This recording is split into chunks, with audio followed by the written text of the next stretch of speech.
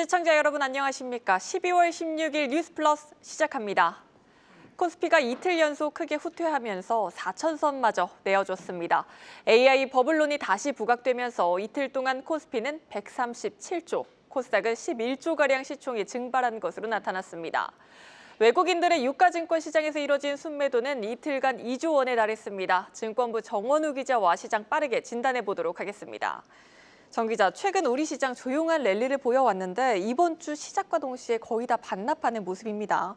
결국 4천선까지 붕괴되고 말았네요. 네, 시가총액으로 살펴보니까요. 코스피는 지난주 금요일 3,436조 원에서 오늘 3,299조 원으로 떨어졌고요. 코스닥 같은 경우는 같은 기간 507조 원에서 496조 원으로 11조 원가량 시총이 줄어서 양시장을 합치면 이틀 동안 150조 원가량 시총이 증발했습니다. 코스피는 오늘 낙폭을 계속 키우면서 결국 말씀하신 대로 4천선 아래에서 마감했습니다. 종가 기준으로 4천선 아래에서 마감한 것은 지난 2일 이후 10거래일 만입니다. 코스피와 코스닥 모두 지난주 FOMC 이벤트를 무난하게 넘기면서 조용한 랠리를 펼쳐왔는데 이틀 동안 급격하게 상승분을 반납을 했습니다. 외국인들의 수급도 좀 보시겠는데요. 어제 코스피에서 1조 원 가까이 팔았고 오늘은 또 1조 원 넘게 팔아서 이틀 동안 2조 원 가까이 코스피를 순매도했습니다. 코스닥도 어제 184억 원, 오늘 3,538억 원을 팔았고요. 이달 누적으로 외국인은 코스피는 1조 원 이상 순매수를 지키고 있지만 코스닥은 매도 우위를 보이고 있습니다. 네, 일단 당장 큰 원인으로는 AI 버블론이 지목되고 있습니다. 우려가 상쇄됐다 싶으면 한 번씩 다시 불거지고 있는 모습인데 언제까지 이 리스크가 증시에 발목을 잡을까요? 네, AI 버블론 사실 지난달 19일 엔비디아가 호실적을 발표하면서 좀 잠잠해지나 싶었지만 지난주 오라클, 브로드컴의 실적 발표를 거치면서 재부상했습니다. 오라클은 클라우드 부문 매출이 시장 예상치를 밑돌면서 주가가 폭락을 했고요. 브로드컴은 상대적으로 호실적을 발표를 했지만 호크탄 CEO의 발언이 AI 수익성 논란을 키웠습니다. 호크탄 CEO는 AI 칩 매출이 2배로 늘어날 것이라고 자신 있게 밝혔지만 오픈 AI와 관련된 수주 잔액이 모두 매출로 연결되지는 않을 수 있다고 언급하면서 AI 버블론을 수익성 논란으로 확대 재생산했습니다. 버블론의 중심에 있는 오라클과 브로드컴의 주가는 3거래일 연속 하락 흐름을 이어갔습니다. 네, 원달러 환율 얘기도 하지 않을 수 없습니다. 어제는 조금 안정되나 싶더니 오늘은 다시 뛰어오르는 모습인데요. 이런 금융시장의 불안 또한 증시가 이렇게 뚜렷한 방향을 잡지 못하는 원인으로 작용을 하고 있죠. 네, 글로벌 매크로 환경이 좀 불확실한 것도 있는데 국내 금융시장의 엇박자가 특히 나오면서 최근 이런 현상들이 두드러지고 있습니다. 미국 달러 인덱스가 98포인트 초반까지 내려왔음에도 그러니까 달러가 약세를 보이고 있는데도 원달러 환율은 보시는 것처럼 좀처럼 떨어지지 않고 있고요. 어제 금융당국이 구두 개입성 발언을 내놓으면서 환율이 큰 폭으로 내리긴 했지만 오늘 다시 주간 거래에서 급등을 했습니다. 특히 오늘 환율이 내리면서 출발을 했는데도 장중 상승폭을 키웠고요. 국내 금융지표들이 어떤 방향으로 움직일지 예측하기 어려운 상황이 지속되고 있습니다. 최근에 국내 채권금리 상승, 회사채와 국고채의 스프레드 확대가 채권 시장의 이슈이기도 했었는데요. 최근 국고채 금리는 다소 안정을 찾고는 있지만 앞서 한국은행이 국고채 단순 매입이라는 비상 조치를 꺼내들었을 때도 그 다음 날 국고채 금리가 올라가는 모습을 보이기도 했습니다. 금융시장의 변동성이 커지면 국내 증시에도 위험 요인이 될 텐데요. 당국의 안정 조치가 제대로 시장에 작동하지 못하고 있다는 점 자체도 우려를 키우고 있습니다. 네, 한치 앞을 내다보기 어려운 시장입니다. 전문가들은 앞으로 어떻게 대응하라고 조언하고 있습니까? 네, 국내 증권가에서는 일단 AI 버블론과 관련해 AI 옥석 가리기가 진행되고 있다는 측면을 부각을 하고 있습니다. 지난밤 뉴욕 증시에서 엔비디아의 주가는 올랐고요. AI 관련주들의 주가도 차별화가 나타나고 있습니다. 증권가에서는 내러티브, 각 개별 기업의 이슈에 따라 AI 옥석 가리기가 진행되는 것이라고 분석을 하고 있고요. 키움증권에서는 한국 시간으로 이번 주 목요일 아침에 발표될 마이크론의 실적 이벤트를 치르면서 AI 내러티브가 점차 회복될 것이라는 전망을 베이스 경로로 제시를 했습니다. 대신증권도 AI 산업의 수익성 악화 논란은 AI 산업 전반의 수요 약화라기보다는 오픈 AI 중심의 불확실성 확대이기 때문에 AI 산업 전반의 수요 확대는 여전히 유효하다고 전망을 했습니다.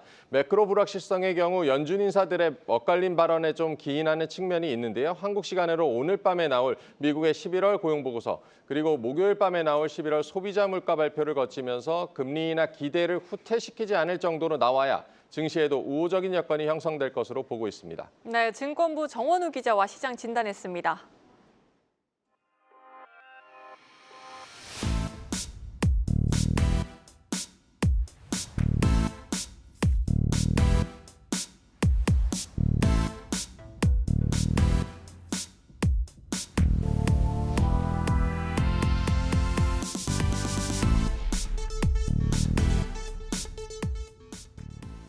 SK 하이닉스에 이어 삼성전자도 엔비디아의 HBM4 공급이 사실상 확정됐습니다. 엔비디아의 차세대 AI 가속기를 둘러싼 반도체 공급 전쟁이 본격적으로 시작된 건데요. 삼성전자는 오늘부터 글로벌 전략회의를 열고 반도체 사업을 중심으로 새 판짜기에 들어갑니다. 산업부 장슬기 기자와 자세한 이야기 나눠보도록 하겠습니다.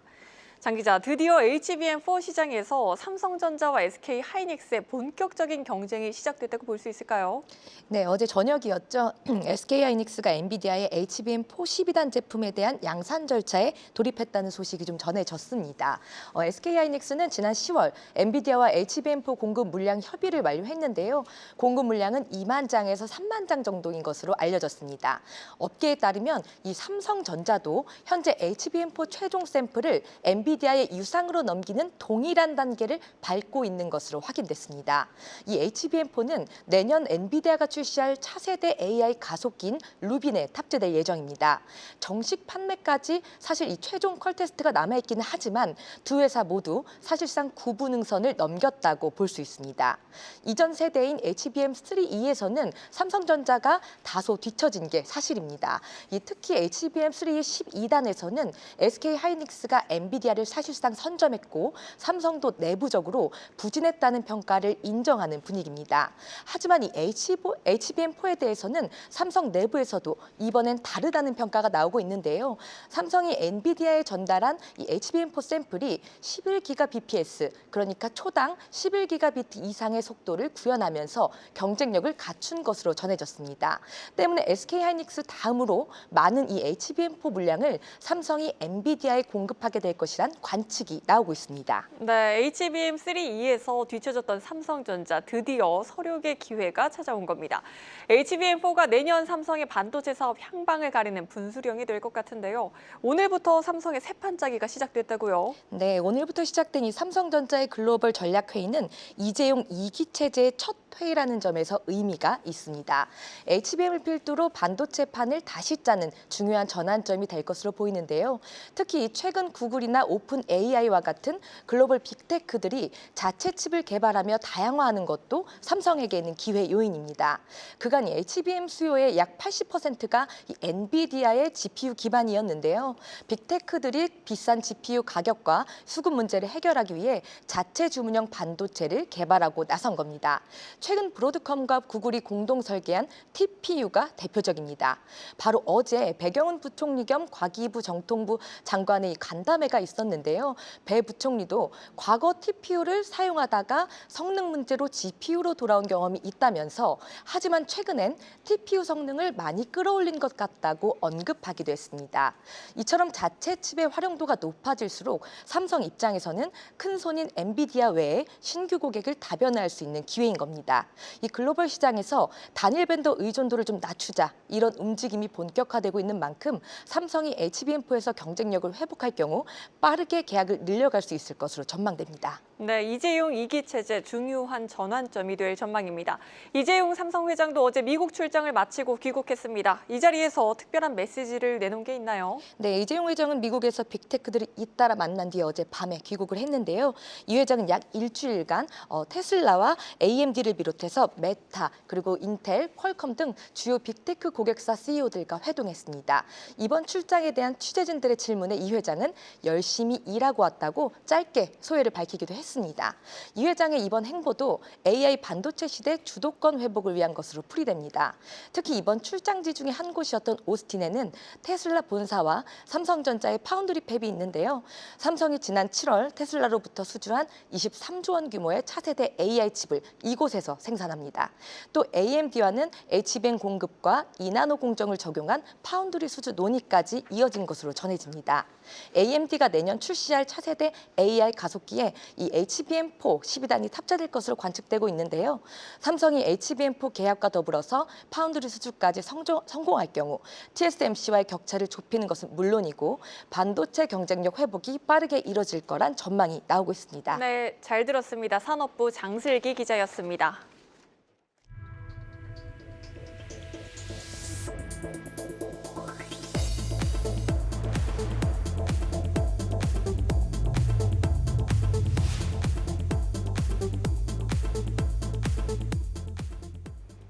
국민연금이 내년부터 국내 주식 투자 비중 확대를 위해 투자 지침을 개편하려는 움직임을 보이고 있습니다. 김성주 연금공단 이사장은 오늘 보건복지부 업무보고에서 국내 주식 투자 한도와 관련한 기준을 손질하겠다고 밝혔습니다. 자세한 내용 대통령실 취재기자 연결해 들어보겠습니다. 유호성 기자, 이 대통령이 국내 주식 비중 확대를 검토하라고 지시했군요. 네, 이재명 대통령은 보건복지부 업무보고 자리에서 최근 주가가 올라 국민연금 수익이 200조 원가량 증가해 고관련도가 늘어났다고 말했습니다. 이어 국민연금공단도 주가 상승의 혜택을 받다, 즉 국민들도 혜택을 많이 본 것이라며 주가 상승으로 국민연금의 국내 주식 비중이 목표치를 넘어선 상황을 언급했습니다. 실제 올해 국민연금 국내 주식 비율은 목표치인 14.9%를 넘어 15.6%까지 늘어난 상황입니다. 이 사실상 국민연금의 국내 주식 투자 비중을 더 확대할 필요가 있다고 주문한 것으로 해석됩니다. 이에 김성주 국민연금공단 이사장은 올해 유독 국내 주식 투자율이 높아 이 정해져 있는 투자 한도를 넘어섰다고 설명했습니다. 그러면서 내년 국내 증시 예측은 불가능하지만 상황에 신속하게 대응하기 위해 투자 지침, 기준들을 변경하려고 한다며 내년 기금 운영위에서 국내 주식 한도 문제를 손질할 것이라는 점을 시사했습니다. 네, 또 유 기자, 오늘 1,000만 탈모인의 기대를 자아내는 발언도 나왔습니다. 지난 대선에서 이 대통령이 탈모약에 대한 지원을 약속했었는데 이번 업무보고에서 탈모 치료약에 건강보험을 적용하는 것을 검토하는 방안도 주문했다고요? 네, 이 대통령은 정은경 보건복지부 장관을 향해 탈모도 병의 일부 아닌가라며 요새 젊은이들이 많이 쓴다는데 검토해봤냐고 물었습니다. 이 정 장관이 의학적 이유로 생기는 원형 탈모 같은 경우 치료를 지원하고 있지만 유전적 요인으로 생기는 탈모의 경우 건보급여는 하지 않는다고 답하자 이 대통령은 요즘은 이 생존의 문제라고 말했습니다. 이 대통령은 이어 무한정으로 지원하는 것이 재정적으로 부담이라면 횟수 제한이나 총액 제한을 해서 건보 적용을 검토해보면 좋겠다고 제안했습니다. 이 대통령 발언 들어보시죠. 이렇게라도 나도 보험료 내는데 나도 혜택 좀 보자 이런 생각하는 걸 한번 검토는 한번 해보시면 좋겠어요. 지금 상당히 많이 대중화된 모양인데. 또 고도비만에 대해서도 약물 치료에 건강보험을 적용하는 방안을 검토하라는 지시도 나왔습니다. 이 대통령은 청년들의 소외감이 너무 커져서 하는 이야기라며 세대 간 보험료와 혜택 문제는 반드시 고민해야 한다고 강조했습니다. 지금까지 대통령실에서 한국경제TV 유호성입니다. 시중은행을 중심으로 가계대출 셧다운이 잇따르고 있는 가운데 최근 주택담보대출, 이른바 주담대 금리도 빠르게 오르고 있습니다. 변동형의 경우 금리 하단이 오늘 연 4%대로 올라섰는데요. 약 한 달 전과 비교하면 0.4%포인트 가까이 상승한 모습입니다. 상단은 연 6%를 눈앞에 두고 있고요. 5년 고정형은 더 심각합니다. 한 달 사이에 금리 하단이 무려 0.5%포인트 넘게 올랐는데요. 불과 10월만 하더라도 금리는 연 3.69에서 5.47%였습니다. 하지만 지금은 이렇게 금리 하단이 4% 그리고 상단은 이미 연 6%를 넘어섰습니다. 전문가들은 기준금리 인하 기대감이 꺾이면서 시장금리가 급등한 영향이 크다고 진단합니다.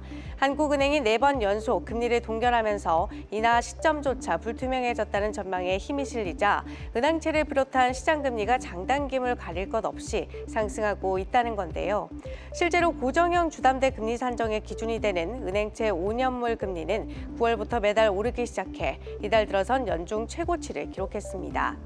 여기에 은행권이 시장금리 상승에 맞춰 예금 금리까지 높이자 연쇄적으로 변동형 주담대 금리 산정의 기준이 되는 코픽스 금리도 9월부터 방향을 틀어 덩달아 오르고 있는데요. 특히 어제 발표된 11월 신규 취급액 기준 코픽스 금리는 전월 대비 0.24%포인트 오르며 3년 만에 최대 상승폭을 나타냈습니다. 금융권에서는 당분간 이 같은 흐름이 쉽게 꺾이지 않을 걸로 내다보고 있습니다. 당국의 시장 안정화 메시지에 국고채 금리가 일부 떨어지긴 했지만 환율과 수도권 주택 가격 등 한국은행이 당장 금리를 인하할 만한 명확한 신호가 현재로서는 보이지 않고 있고요.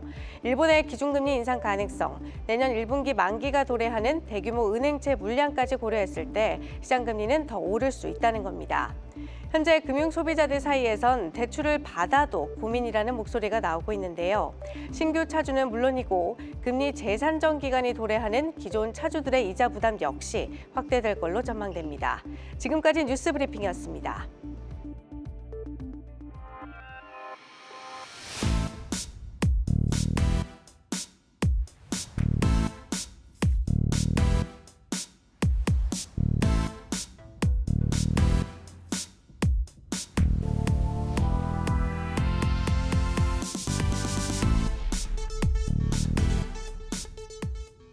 새 정부 들어 부동산 정책은 3번 나왔지만 정작 집구하기는 더 어려워졌습니다. 매매 시장을 안정시키기 위한 규제가 외려 전세 공급을 줄이고 눈을 낮춰도 상승하는 주거비를 감당하기 어려워졌는데 내년에는 더 큰 주거난이 올지도 모른다고 합니다. 방서우 기자가 보도합니다. 서울 성북구의 대단지 아파트.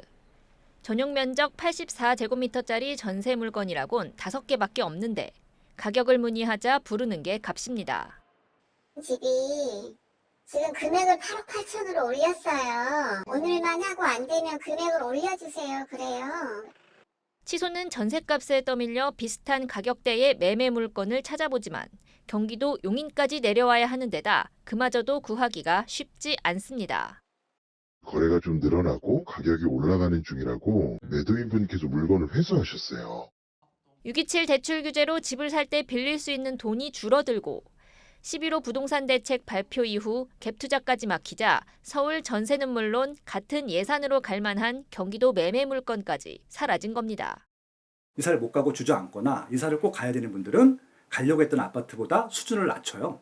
그래서 이제 신축 가려고 했던 분들이 구축으로 가거나 뭐 심지어는 다세대 빌라로 가거나 그래서 결국은 이사의 질이 좀 삶의 질이 좀 낮아진 것들이 널뛰는 집값을 잡기 위한 규제가 도리어 매물을 잠그고 가격을 올리면서 수도권 전체의 주거비 부담만 높인 셈입니다. 규제가 강하면 당연히 거기에 대한 부작용이 따를 수밖에 없거든요. 10.15 대책 이후에도 매매 가격, 전세 가격이 지속적으로 상승을 하고 있고 오히려 전세 가격에서도 월세로의 전환 때문에 주거 비용이 굉장히 과다하게 지속적으로 상승하고 있다는 게 가장 큰 부작용인 것 같습니다. 문제는 이 같은 부작용이 앞으로 더욱 심해질 것이라는 점입니다. 당장 내년부터 입주 물량이 반토막난 상황에서 기존 주택 매물까지 사라지면 또다시 전셋값이 뛰고 결국엔 월세로 내몰릴 수밖에 없습니다. 근데 전세금 올라간 것만큼 대출이 안 나오잖아요. 그래서 아마 대부분 다 반전세로 갈 텐데 이게 더 힘든 거죠. 대출이 안 나오다 보니까 내 생활비에서 월세를 쪼개서 줘야 되는 거예요. 이미 시작을 했고 내년엔 이게 더 심각해질 것이다. 전문가들은 서울 전세난에서 비롯된 수도권 전반의 주거 위기가 본격화될 것이라 보고 정부의 결단이 필요하다고 강조했습니다. 단기적으로는 다주택자 중과 규제를 풀어 재고 주택을 늘리고 수요자들이 믿고 기다릴 수 있는 구체적인 공급 대책을 함께 내놔야 한다는 지적입니다. 구매력을 강제적으로 낮추는 거는 반대로 구매 심리는 더 크게 만들 수 있거든요. 3기 신도시든 아니면 LH 매입형 신축 임대든 그게 어느 지역에 어느 정도 기다리면 나오는지를 좀 명확하게 좀 정리를 해주는 것도 필요할 것 같고요. 한국경제TV 방서우입니다.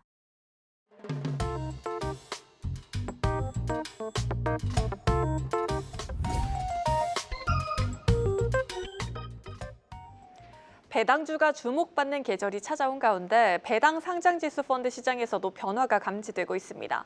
서학개미들의 효자 상품으로 꼽혔던 슈드의 올해 상승률이 1%에 그치며 아쉬움을 사자 이 기회를 잡기 위해 운용사들이 더 다양한 전략의 커버드콜 ETF를 출시하며 자금을 끌어모으고 있습니다. 어떤 상품들의 투자가 유효할지 오늘 투자토크는 증권부 조연 기자와 이야기 나눠보도록 하겠습니다. 조 기자, 먼저 올해 국내 배당 투자자들의 선택이 슈드에서 미국 배당 커버드콜 ETF로 움직였다고요? 그렇습니다. 삼성자산운용의 미국 배당 코덱스 미국 배당 커버드콜 액티브가 순자산 1조 원을 돌파했는데요. 이 상품은 미국 ETF 운용사 앰플리파이의 디보라는 ETF를 복제해서 국내에 상장한 상품입니다. 올해만 순자산이 8,870억 원 급증했는데 이 중 개인 순매수가 6,600억 원에 달했습니다. 국내 상장한 미국 배당 주식형 커버드콜 ETF 중에서 가장 큰 유입 규모를 기록한 것이고요.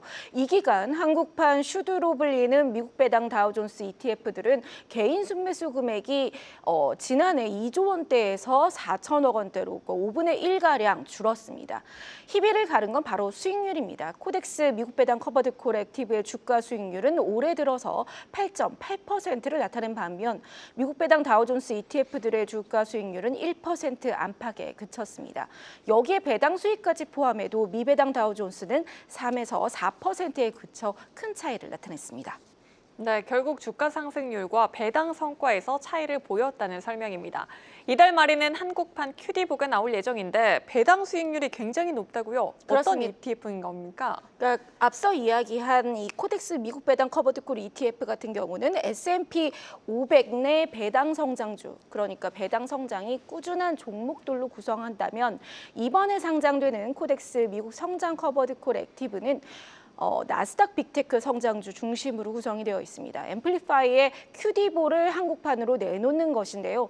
포함되는 종목들을 살펴보면 미국 배당 커버드콜 ETF는 애플과 마이크로소프트 같이 빅테크도 있지만 골드만삭스, 비자, 캐터필라 같이 다양한 섹터로 분산되어 있습니다. 그래서 섹터 비중으로 보면 IT보다는 금융이 가장 높고요. IT와 산업재 또 경기 소비재가 비슷한 비중을 차지하는 반면 미국 성장 커버드콜은 엔비디아와 구글, 아마존, 애플, 마이크로소프트, 그러니까 나스닥 메가캡이 모두 포함되면서 IT 비중이 56%에 달합니다. 높은 배당 수익률과 함께 빅테크 주가 상승의 노출을 키운다는 장점, 그리고 여기에 IT에 좀 편중되어 있고 변동성 장에서는 더 큰 리스크를 져야 한다는 장단점을 동시에 갖고 있다고 볼 수 있습니다. QD보의 올해 배당 수익률을 보면 10.94%, 그러니까 11%로 디보의 2배 수준에 달합니다. 네, 정리하면 AI가 주도하는 증시 흐름이 지속되면서 배당 투자의 중심도 배당 안정성보다 성장성으로 이동하는 모습을 보이고 있는 겁니다. 또 배당 커버드콜 말고도 다양한 전략의 미국 기반 ETF가 국내에 유입되고 있다고요? 그렇습니다. 이달 초에는 미국 인베스코 자산운용의 SPMO를 복제한 상품 키움 S&P 500 모멘텀 ETF가 출시됐는데요. 상장 당일 초기 설정액을 모두 소진하기도 했습니다. 이 상품은 미국 S&P 500 종목 가운데 수익률 상위 100개 종목을 선별해서 편입하는 전략으로 S&P 500을 꾸준히 웃도는 성과가 장점입니다. 모멘텀이 높을수록 비중을 크게 부여하는 전략을 이용해서 경기 사이클이나 시장 주도 섹터의 변화를 빠르게 반영하는 것이 장점이고요. 또 최근 이제 미국에서는 AI 기술주로만 자금이 쏠리고 나머지 기업들은 침체에 시달리는 승자 독식 구조가 나타나고 있어서 내년 이 변동성 장세 속에서 안정적인 수익을 추구할지 아니면 더 강한 성장 기회를 추구할지 다양한 전략의 ETF를 활용해 볼 수 있을 것이란 설명입니다. 네, 투자토크 오늘은 증권부 조연 기자와 함께했습니다.